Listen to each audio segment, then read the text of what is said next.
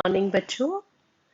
आज मैंने first video में आपके साथ सेट्स की इंट्रोडक्शन की थी। अब उसी को आगे लेके चलते हैं, सेट्स को ही। तो सबसे पहले हम देखेंगे वेन डायग्राम क्या है। सेट्स के जितने भी कॉन्सेप्ट्स हैं उनको हम वेन डायग्राम से बहुत अच्छे से क्लियर कर सकते हैं। बेसिकली वेन डायग्राम में जो यूनिवर्सल सेट है उसको रेक्टेंगल से रिप्रेजेंट करते हैं। ये आपका है यूनिवर्सल सेट ए यू,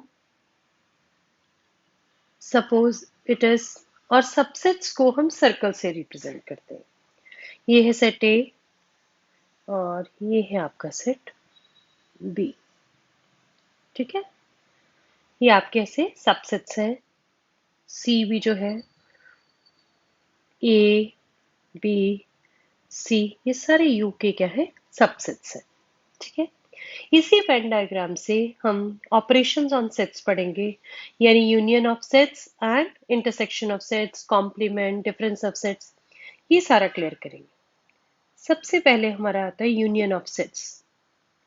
देखिए, ये मेरा यूनिवर्सल सेट है यू, ये मेरा सेट है ए में एलिमेंट्स है 1 2 3 एंड 4।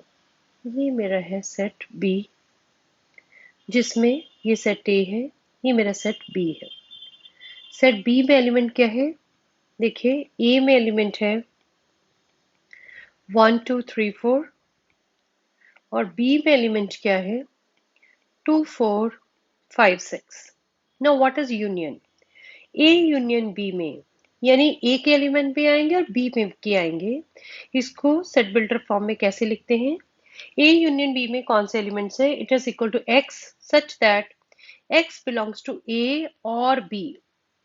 जो कॉमन एलिमेंट है उनको एक ही बार लिखेंगे, यानी कौन से एलिमेंट आ गए आपके 1 3 2 4 5 एंड 6। ये आपका यूनियन का है। ठीक है, यूनियन में अगर मैं इसको कलर करूं तो देखिए कौन सा पोर्शन है, ये सारा मेरा यूनियन का कलर। ये सारे, ये जो पोर्शन है, this represents the union of sets. I think it's clear now.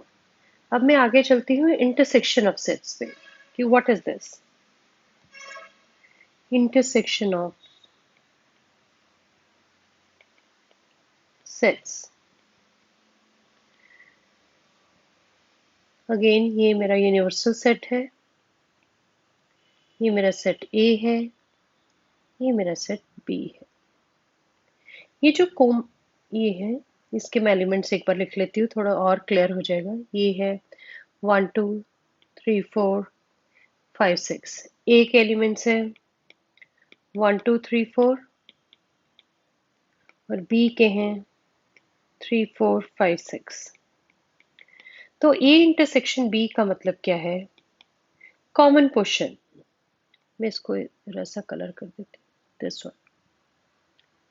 ठीक है, इसको सेट बिल्डर फॉर्म में कैसे लिखेंगे? इस x such that x belongs to A and B.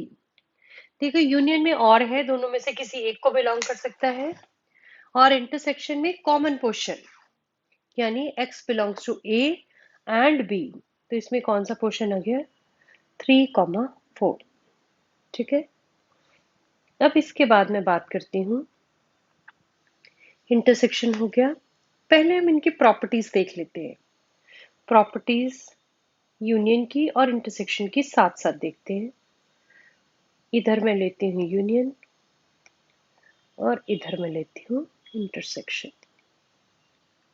Union की प्रॉपर्टी में कॉम्यूटेटिव लॉ लगता है। कॉम्यूटेटिव आपको पता है, A union B is equal to B union A. जैसे यूनियन पे कॉम्यूटेटिव लॉ है, ऐसे इंटरसेक्शन पे भी है। A intersection B is always equal to B intersection A. Next is my associative law. Associative आपको पता है 3 सेट्स पे या 3 नंबर्स पे लगता है।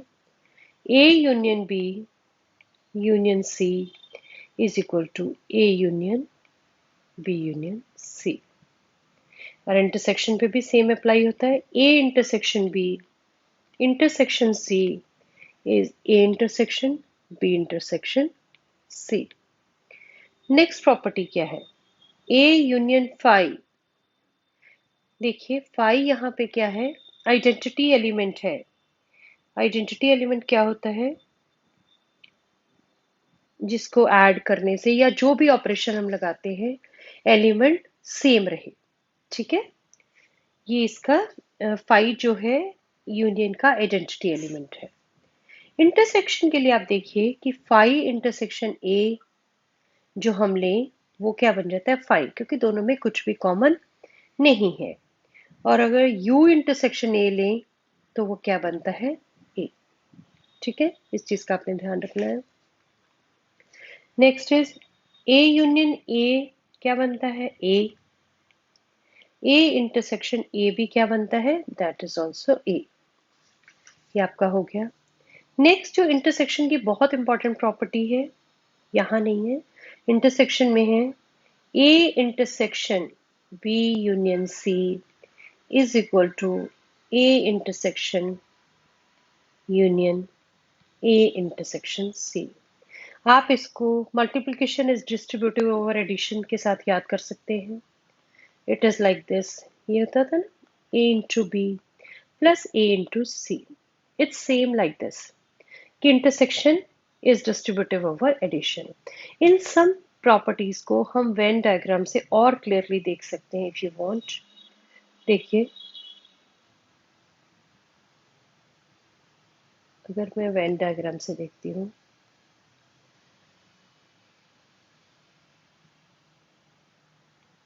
ये आपका ए है, ये मेरा बी है। तो ए यूनियन बी अगर मैं देखूं, ए यूनियन बी भी सेम है और बी यूनियन ए भी सेम है। ऐसे इंटरसेक्शन की अगर बात करूं तो ए इंटरसेक्शन बी भी वही सेट है जो कि बी इंटरसेक्शन ए है। तो ये सारी प्रॉपर्टीज हम वेन डायग्राम से एक बार चेक कर सकते हैं। ठीक है, और 1.4 में आपके यही क्वेश्चंस होंगे कि आप ए इंटरसेक्शन बी निकालें या बी इंटरसेक्शन ए निकालें।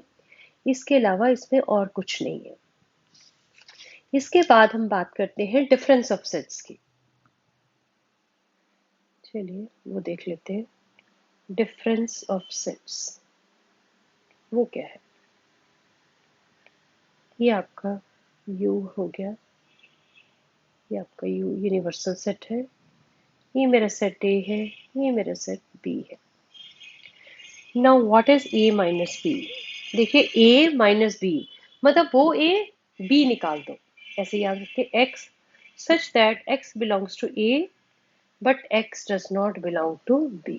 यानी कि अब देखिए, मैं अगर इस सेट को डिस्क्राइब करूं, ये वाला portion, this is my X belongs to A minus B। दूसरा सेट देखते हैं, ये मेरा क्या है? B minus A।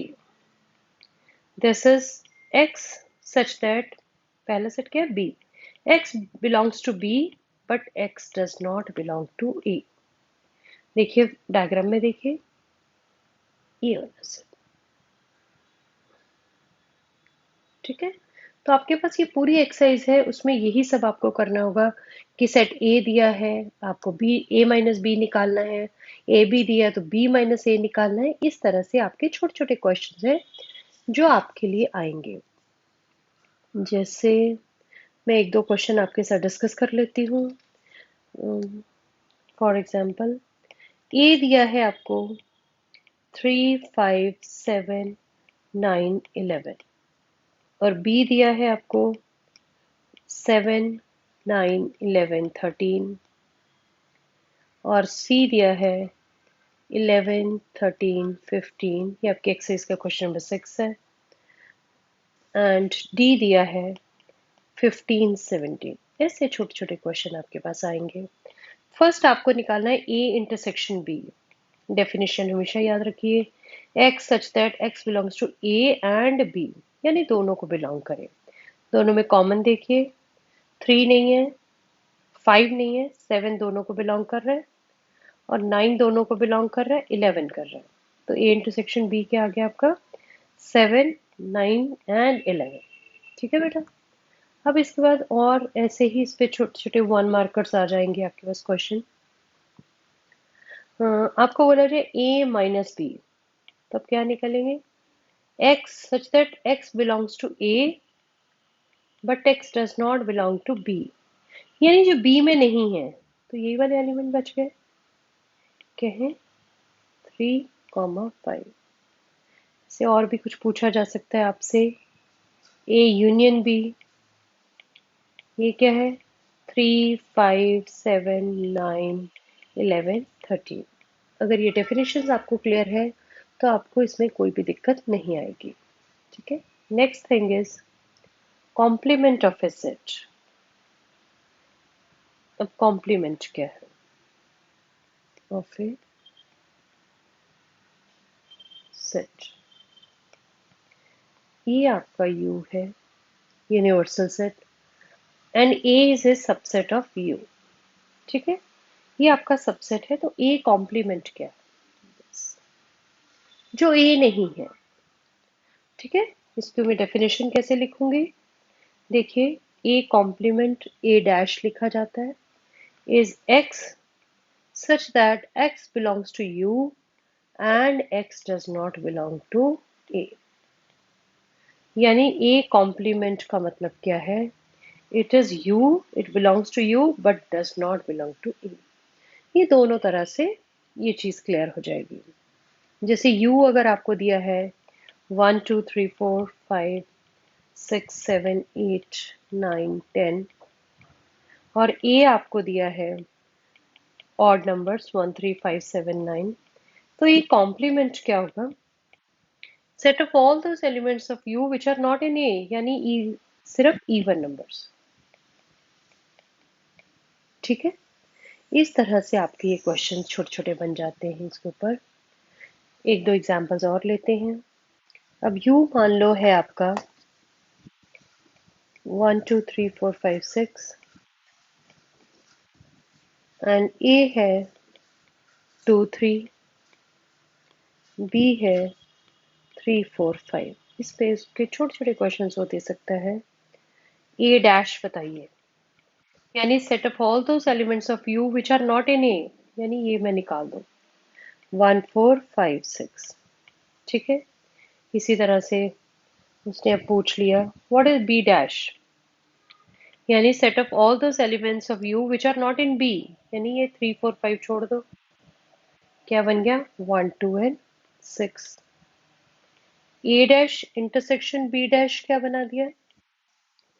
A dash intersection B dash, देखिए क्या है 1 एंड 6। अब देखो A यूनियन B क्या है? 2, 3, 4, 5 एंड A यूनियन B का डैश कॉम्प्लीमेंट क्या होगा? Set of all those elements of U which are not in this union, क्या बचा 1, 6। Now you observe one thing कि A union B dash is equal to A dash intersection B dash, यानी जब मैंने complement लिया तो union का क्या बन गया? इंटरसेक्शन बन गया। ठीक है, ये चीज क्लियर हुई। और इसी तरह से अगर मैं इंटरसेक्शन का कॉम्प्लीमेंट लूं तो वो यूनियन का, ये यूनियन, ये चीज याद रखने का तरीका है कि यूनियन का कॉम्प्लीमेंट लेंगे तो इंटरसेक्शन, इंटरसेक्शन का कॉम्प्लीमेंट लेंगे तो यूनियन। कुछ और कॉम्प्लीमेंट के लॉज है, A union A dash is equal to U. अब देखिए, ये मेरा यू है, ये मेरा ए है। ठीक है, थोड़ा सा और इसको क्लियर करती हूँ।